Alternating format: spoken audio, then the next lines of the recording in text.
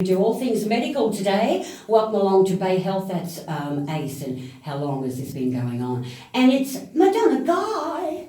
How are you, Judy? Judy, how are yeah, you? yeah, great. Now, we're going to talk about all things to do with the heart. Yes. Do you know anything about the good old heart? Oh, absolutely. In fact, some of the symptoms that people get these days, tachycardia, bradycardia, so sped up heart rate, slowing down heart rate, it's linked in a lot with what I learned about at Congress a couple of months ago, which is the MCAS, mast cell activation syndrome. I know that well. What? I'm sure you do. It sounds like a swear word. I know, it does, doesn't it? And a lot of doctors aren't recognising. It's like chronic fatigue. It's one of those things that's probably going to take 20, 30 years to recognise within the medical industry. But it's when histamine builds up in the capillaries in the body. So it's not something that doctors are generally looking for, but it is absolutely linked in with many, many cardiac symptoms when nothing else is wrong.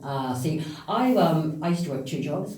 And I came home about 7 o'clock and I didn't feel well. Yes. And I didn't understand what was going on. So we rang the home doctor and my daughter came and they came and he said, "Oh, you've got to ring an ambulance." I'm going, what's wrong with me? I've got a head cold. He said, "No, your heart's beating 180 beats a minute and you're sitting down watching television." Yes. So that was the first thing that something was wrong. Yeah. But with the machinations of the heart, there's nothing that I could have changed my lifestyle with to prevent the machinations. I know heart disease I could. Yes. Well, I mean, all of the things that we know now that protect the heart are things like, actually, you know what they're recommending from the fruit and veggie perspective these days? A combination of 30 different fruits and veggies per week. Wow.